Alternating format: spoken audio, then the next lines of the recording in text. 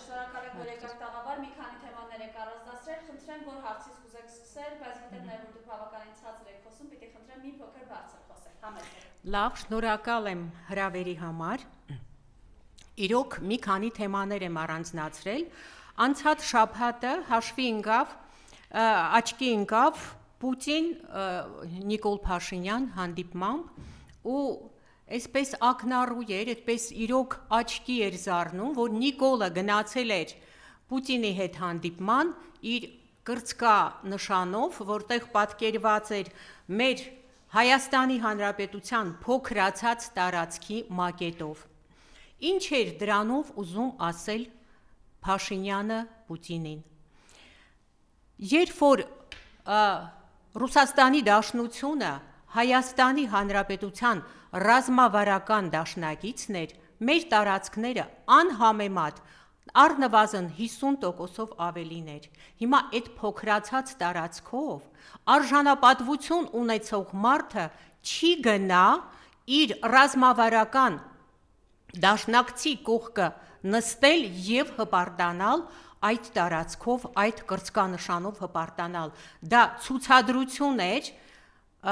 բանականություն ունեցող մարդու, եթե մարդ բանականություն ունի, ուրեմն դա ցուցադրություն էր, թե ես ինչքան եմ թուլացել առանց Ռուսաստանի Դաշնության աջակցության։ Սա Նիկոլը մի կողմից ասում է, որ նրանք գիտակցված են գնացել 2020 թվականի պատերազմին, այդ զոհերին, ամեն ինչ արել են, որպեսզի ունենան իբրև այսօրվա Հայաստանը, որը իրենք կոչում են խաղաղություն բերած, որը բոլորովին այդպես չէ։ Խաղաղությունը մի քանի ամսով չի լինում, դա դեռ խաղաղություն չէ, եւ խաղաղություն աջակիցը, խաղաղության երաշխավորը, որ ըստ Ալեն Սիմոնյանի Ադրբեջանն է, դա բոլորովին խաղաղություն չէ։ Նիկոլ Փաշինյանը մեղադրում է, մյուս կողմից էլ Նիկոլ Փաշինյանը մեղադրում է Պուտինին, որ մենք Ղարաբաղը ճանաչեցինք Ադրբեջանի կազմում այն բանից հետո, երբ Պուտինը 2 անգամ ասել է, ճանաչել է իբրև Արցախը Ադրբեջանի մաս։ Մենք ինչի համար 2018 թվականին Նիկոլին ընտրեցինք։ Փոխանակ Նիկոլը Պուտինին մատնանշի 1921 թվականի հուլիսի 5-ի բոլշևիկյան կուսակցության բռնակցումը, Արցախի բռնակցումը Ադրբեջանին, փոխանակ Նիկոլ Փաշինյանը մատնանշի 1988-89 թվականներին Բրեժնևի կողմից հայտարարված վերակառուցումը, որի արդյունքում Ղարաբաղը դրեց Ադրբեջանի կազմից իր դուրս գալու հարցը եւ միանալու Հայաստանին։ Փոխանակ Նիկոլը դնի 1989 թվականին հայկական ԽՍՀ-ի որոշումը, դեկտեմբերի 1-ի որոշումը, որով Արցախը միացավ Հայաստանին։ Փոխանակ Նիկոլը դնի հոկտեմբերի 18-ի 1991 թվականի Ադրբեջանի սահմանադրական ակտի այն եզրակացությունը, որով Ադրբեջանը հրաժարվել է խորհրդային Ադրբեջանի իրավահաջորդությունից եւ ընդունել է իր իրավահաջորդությունը 1918-20 թվականների մուսաֆաթական Ադրբեջանի, որի կազմում չի եղել Արցախ։ Փոխանակ այդ հարցերը բարձրացնի եւ ասի Պուտինին, որ եթե Ադրբեջանը հրաժարվել է խորհրդային Ադրբեջանի իրավահաջորդությունից, իսկ Հայաստանը իրեն համարում է խորհրդային Հայաստանի իրավահաջորդ եւ դեկտեմբերի 1-ի որոշմամբ 1991 թվականի Արցախը մտել է Հայաստանի կազմ, Հայաստանը ընդունել է Արցախը իր կազմի մեջ, ուրեմն Արցախը համարվում է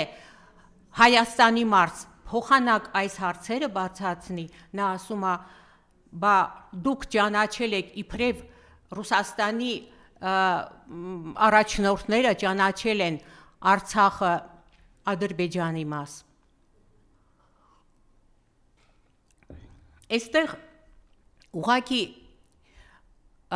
Փաշինյանը պիտի օրինակ վերցնի Պուտինից։ Ինչի Պուտինը որևէ մեկի ուշադրություն է դարձնում։ Ամբողջ աշխարհը եւ Ղրիմը, եւ Լուգանսկը, եւ Դոնեցկը համարում են Ուկրաինայի մաս։ Արդյոք Պուտինը նրանց ուշադրություն է դարձնում։ Հանրաքվե կազմակերպեցին այդ տարածքներում եւ միանգամից ներառեցին Ռուսաստանի Դաշնության մաս։ Այս օրինակը պիտի վերցնի։ Պիտի չճանաչեր Փաշինյանը Արցախը Ադրբեջանի մաս ու ասեր, որ ես օրինակ եմ վերցնում Ռուսաստանից իմ ռազմավարական դաշնակցից։ Այստեղ չես հասկանում։ Մեկ ասում է, Նիկոլը ասում է, որ իրենք գիտակցված են գնացել դրան։ Մյուս կողմից էլ ասում է, որ Պուտինը ճանաչել է, դրա համար ինքն էլ է ճանաչել Ադրբեջանը Ռուսաստանի մաս։ Ես կարծում եմ, այն կրծքանշանը Հայաստանի փոքրացած տարածքների այդ կրծքանշանը մակետը ինքը կամ Ալիևի ցուցումով է գնացել Պուտինի մոտ, որ Ալիևին ցույց տա, որ տեսեք, ես սա առհասարակ հրաժարվել եմ Արցախից ու տեսեք, ես անգամ Պուտինի մոտ կատարում եմ քո հանձնարարականը ու գնացել եմ այդ կրծքանշանով։ Եվ առհասարակ դա վկայում է, որ այսօր մեզ ղեկավարում է արժանապատվությունից զուրկ մի մարդ։ Արդյոք մենք արժանի ենք նրան, որ այդպիսի մարդիկ ղեկավարեն մեզ։ Մյուս կողմից, մյուս հարցը, որին կուզենայի անդրադառնալ, դա հայկական ատոմակայանի հարցն է, որը նորից բարձրացվեց այդ հանդիպման ժամանակ եւ այնտեղ ասվեց, որ մենք դեռ այսպես բանակցությունների մեջ են, չգիտեն, դեռ որոշում չեն կայացրել Ռուսաստանի ատոմակայանների, ռուսական ատոմակայանների մոդուլներով են, տիպերով են շարունակելու կառուցելու ատոմակայան, թե ամերիկյան մոդուլային ատոմակայանները։ Եվ կառավարության նիստին, վերջին կառավարության նիստին, այսպես անգամ չգիտեին էլ, թե մեր ատոմակայանը ինչ տիպի է։ Դա ուղղակի ապշեցուցիչ է, կառավարության նիստի ժամանակ չգտնվեց մեկը, որ նշի մեր ատոմակայանի, մեր հանրապետության այսպես ռազմավարական, կարևոր ռազմավարական նշանակություն ունեցող օբյեկտի մասին կառավարության անդամները տեղյակ չեն, դրվածքային հզորության մասին տեղեկություն չունեն։ Հարց է տալիս Նիկոլը, ինչքան է դրվածքային հզորությունը ատոմակայանի, մեկ ասում է 460 մեգավատ։ Այդպիսի բան չկա, ոչ տիպին են տեղյակ ատոմակայանի տիպին, ոչ էլ նրա դրվածքային հզորությանը, իրենք կուրորեն այսպես կառավարում են մեր երկիրը։ Այնինչ, մեր ատոմակայանը VVR, Վադավադինոյ ռեակտոր 440 եւ դրվածքային հզորությունը նրա 400 մեգավատ է։ Ես որպես էներգետիկ, որպես երկար տարիներ էներգետիկայում մամուլի քարտուղար աշխատած դրան լավ տեղյակ եմ ու ապշում ես, որ կառավարության անդամները այդպիսի էլեմենտար հարցերի տեղյակ չեն։ Ինչպիսին է, օրինակ, ինչպես է կառավարվում, Նիկոլը ասում է, որ իրենք արևային կայաններով 2 ատոմակայան են իբրև այս տարիներին կառուցել, նորից կատարյալ անգրագիտություն, ինչպես կարող են արևային կայանները փոխարինել ատոմակայանին։ Ատոմակայանը ինքը աշխատում է ուղիղ գրաֆիկով, ուղիղ ռեժիմով։ Ինքը թե ամռանը, թե ձմռանը, թե գիշեր-ցերեկ նույն 400 մեգավատ առավելագույնը դրվածքային հզորությունը կարող է տալ 400 մեգավատ, ինքը իհարկե աշխատում է 300-350 մեգավատի շրջանակներում, բայց ինքը ուղիղ ռեժիմով է աշխատում, ուղիղ գրաֆիկի ռեժիմում է աշխատում։ Հիդրոկայանները իհարկե միանում են պիկ ժամին, նրանք երբ որ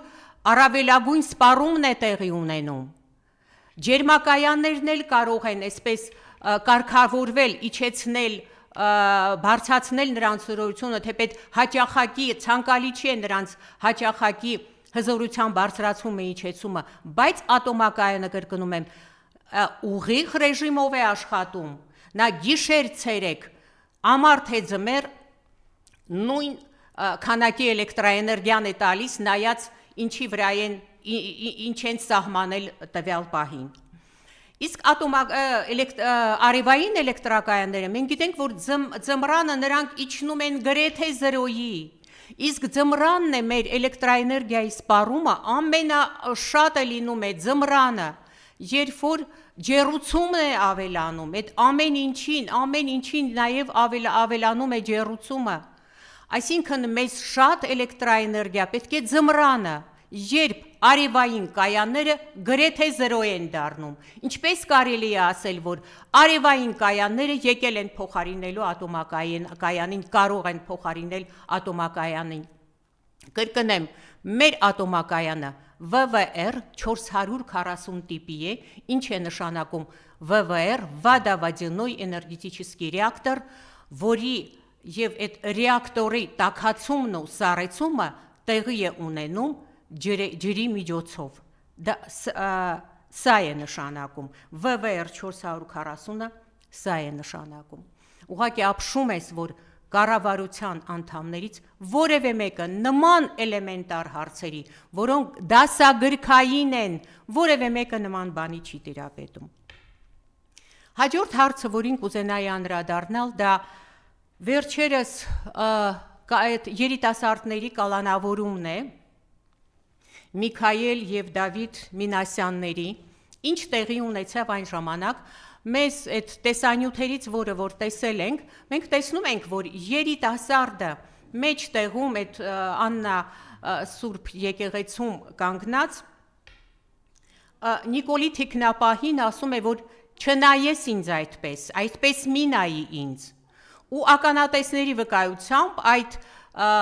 թիկնապահը հարվածել է Դավիթին, Դավիթը վայր է ընկել, հետո բարձացել է եւ ուղակի ռեֆլեքսով, այսպես փոխադարձ ցանկացել է երևի փոխադարձ հարված հասցնել նույն իրեն խփող թիկնապահին։ Հիմա այսպես մեկնաբանում են, թե դա ուղված է եղել Նիկոլ Փաշինյանին, բայց ականատեսները վկայում են, որ դա Նիկոլ Փաշինյանին ուղված չի եղել։ Դավիթին մեղադրանք առաջադրվեց իբրև պետական պաշտոնյայի գործունեությանը խոչընդոտելու մեղադրանք ներկայացվեց։ Նախ,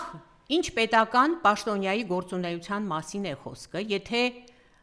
օրը կիրակի է եւ այն թիկնապահներին, որոնց հրավիրում են աշխատանքի, եւ այն ծառայողական մեքենան, որը օգտագործվում է այդ օրերին, դա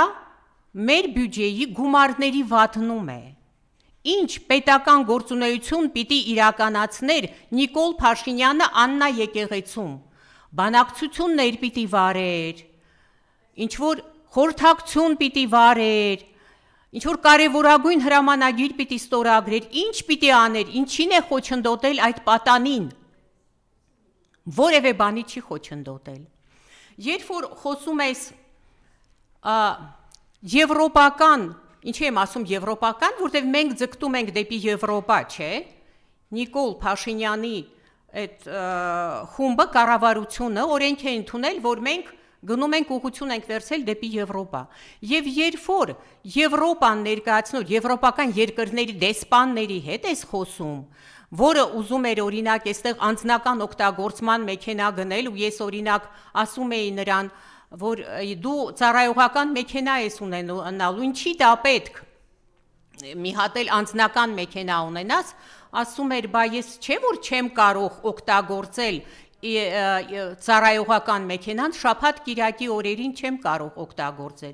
Հիմա բավական չէ Նիկոլը շաբաթ կիրակի օրերին այդքան պետական ռեսուրսներ է վատնում, մի հատ էլ ահաբեկության է ենթարկում այդ պատանիներին։ Ես ուղղակի հիշում եմ նաև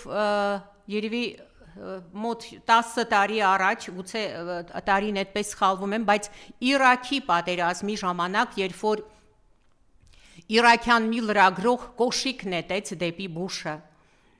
չդիպչեց Բուշին, բայց ինչքան ներողամիտ գտնվեց Բուշը եւ այդպես հրահանգեց, որ ոչինչ չանեն այն երիտասարդ լրագրողին, որը իր ուղությամբ նետեց այդ կոշիկը։ Ես չգիտեմ, այդ մեծահոգությունը կունենա Նիկոլ Փաշինյանը, թե չէ, դատելով իր բաներից, այս վերջին բրիֆինգում ասում էր, որ քիչ էր մնում ասի, որ դուք շնորհակալ եղեք, որ այդ երեխայի ուղությամբ չեն կրակել, քիչ էր մնում դա ասի, բայց պիտի հասկանա, որ այդպես քայլերով ինքը հեռու չի գնա, գալու է ժամանակ, որ ամեն ինչի համար պատասխան է տալու եւ հուսով ենք, որ այդ պատասխանը շուտ է լինելու։ Ուղղակի խորհուրդ ենք տալիս այս դեպքում գոնե այդ երիտասարդի նկատմամբ ավելի այսպես հանդուրժող գտնվել, հասկանալ, որ հարվածը իրեն չի եղել ուղված ու դա ռեֆլեքս է գործել, այդ երեխան ռեֆլեքս է գործել, ընկել է, վեր է կացել եւ ռեֆլեքսով ուզել է։ Այո, ընկել է, ես ասացի, երբ որ թիկնապահը հարվածել է երեխային, երեխան ընկել է, բարձացել ու դա ցանկացած մարդու մոտ է այդ ռեֆլեքսը գործում, այդպիսի ռեֆլեքս գործում։ Ուղղակի հորդորում ենք, որ ավելի ուշադիր լինի այդ երեխայի նկատմամբ, ավելի զիջող լինի այդ երեխայի նկատմամբ ու մեր դատական համակարգն էլ, որոնք որ կարծում ենք, որ բան չի մնացել, կլինեն մարդիկ, որ դատական համակարգում առաջին հերթին իրենց արժանի պատիժը կստանան։ Այսքանը։